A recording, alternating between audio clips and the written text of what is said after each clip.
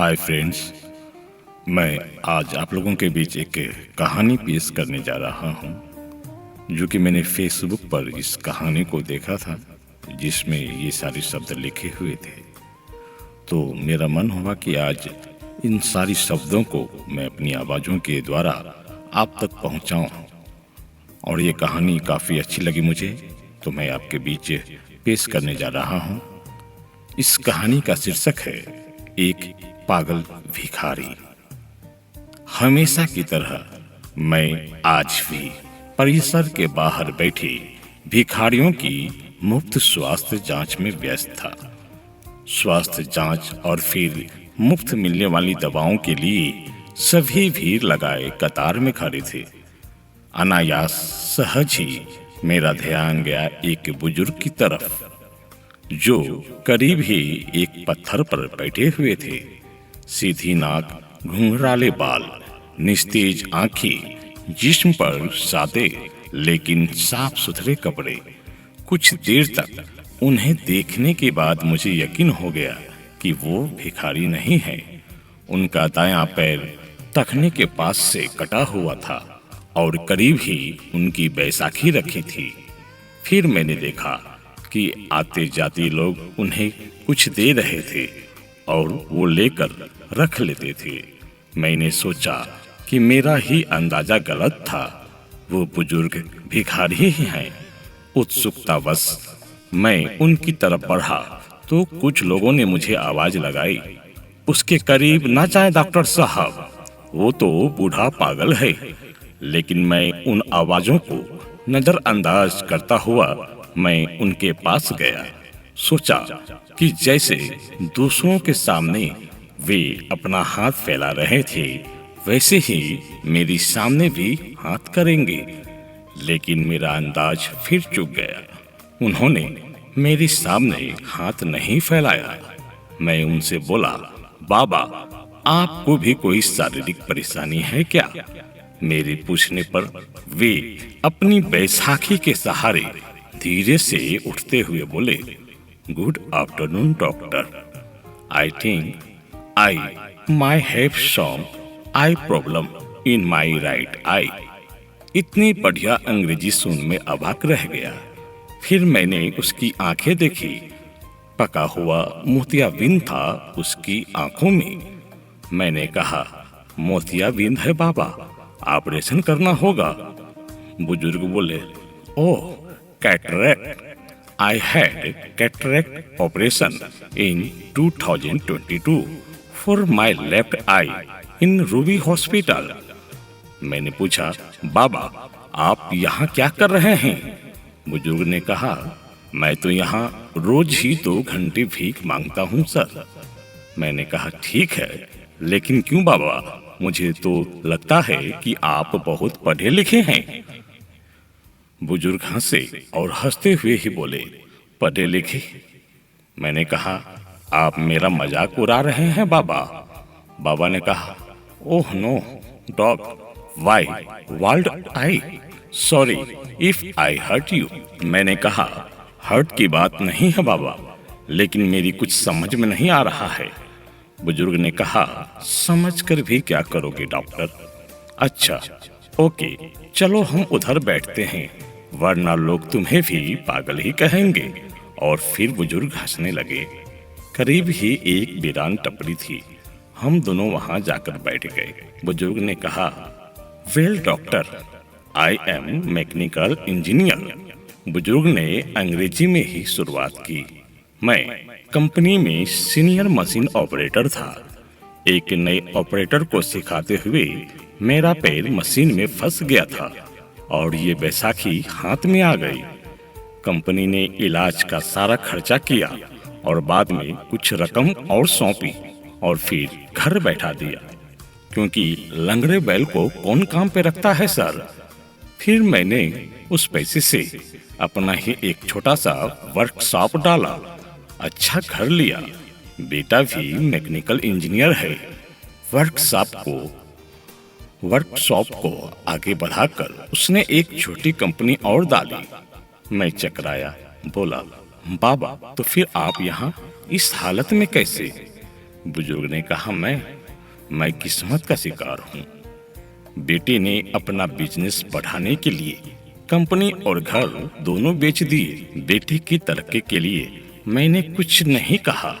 सब कुछ बेच बाच कर वो अपनी पत्नी और बच्चों के साथ जापान चला गया और हम जापानी गुड्डे गुड़िया यहाँ रह गए। ऐसा कहकर बाबा हंसने लगे। हंसना भी इतना करुण हो सकता है, ये मैंने पहली बार अनुभव किया। फिर बोला, लेकिन बाबा, आपके पास तो इतना हुनर है कि जहाँ लात मारे वहाँ पानी निकाल दे। अपने कटे हुए पैर की ओर ताकते बुजुर्ग बोले, लात कहाँ और कैसे मारूं, बताओ मुझे।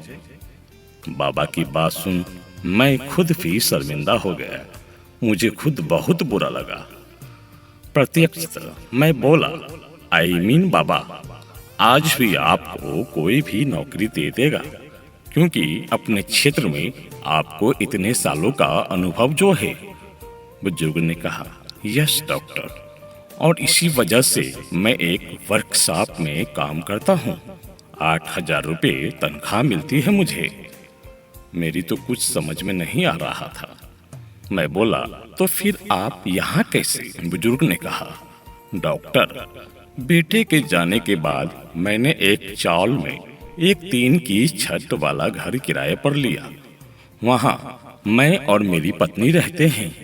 उसे पैरालिसिस से उठ बैठ भी नहीं सकती। मैं 10 से 5 नौकरी करता हूँ। शाम 5 से 7 इधर भीख मांगता हूँ और फिर घर जाकर तीनों के लिए खाना बनाता हूँ। आश्चर्य से मैंने पूछा, बाबा, अभी तो आपने बताया कि घर में आप और आपकी पत्नी हैं, फिर ऐसा क्यों कहा कि तीनों के लिए खाना बनाते हो? बुजुर्ग ने कहा, डॉक्टर, मेरे बचपन में ही मेरी माँ का स्वर्गवास हो गया था। मेरा एक जिगरी दोस्त था। उसकी माँ ने अपने बेटे जैसे ही मुझे भी पाला पोसा। 2 साल पहले मेरे उस जिगरी दोस्त का निधन हार्ट अटैक से हो गया, तो उसकी 92 साल की माँ को मैं अपने साथ अपने घर ले आया। तब से वो भी हमारे साथ ही रहती है। मैं अवाक रह गया। इन बाबा का तो खुद का भी हाल बुरा है। पत्नी अपंग है, खुद का एक पाँव नहीं है, घर बार भी नहीं था। जो था बेटा बेचकर चला गया, और ये आज भी अपने मित्र की माँ की देखभाल करते हैं। कैसी जीवित इंसान है ये। कुछ देर बाद मैंने सामान्य स्वर में पूछा, बाबा, बेटा आपको रास्ते पर ले आया, ठोकरे खाने को छोड़ गया, आपको गुस्सा नहीं आता उस पर? बुजुर्ग ने कहा, नो डॉक्टर, अरे वो सब तो उसी के लिए कमाया था। जो उसी का था उसने ले लिया, इसमें उसकी गलती कहाँ है? मैं बोला, लेकिन बाबा, लेने का ये कौन सा तरीका हुआ भला?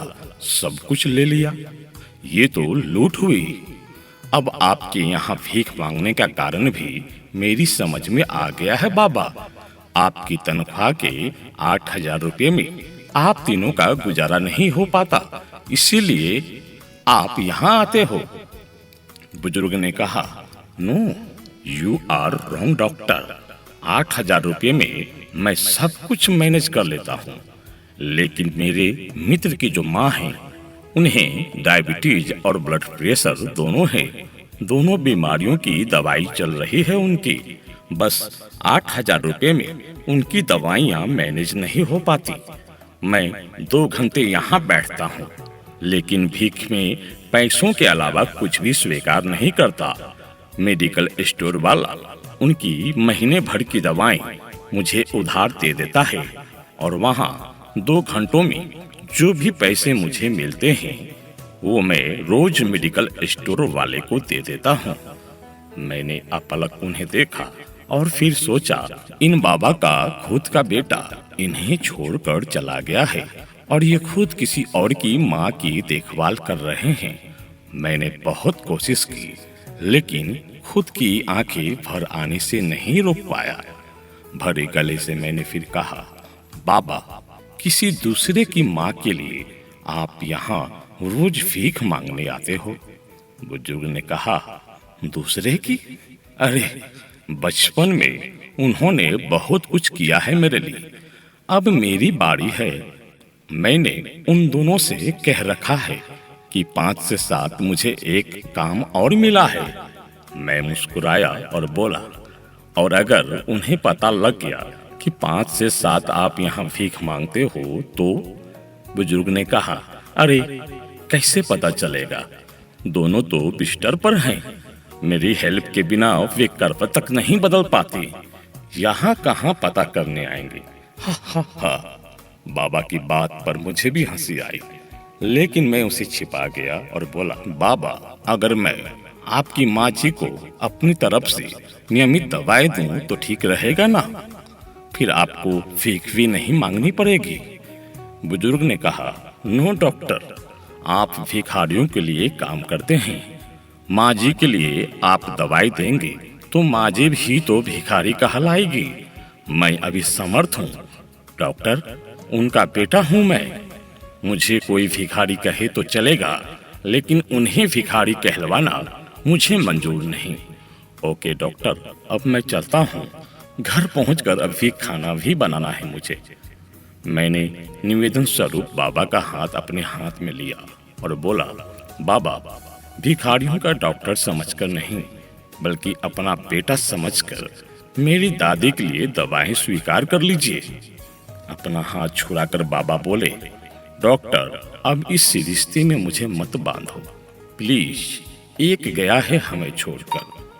आज मुझे स्वप्न दिखाकर कल तुम भी मुझे छोड़ गए तो अब सहन करने की मेरी ताकत नहीं रही।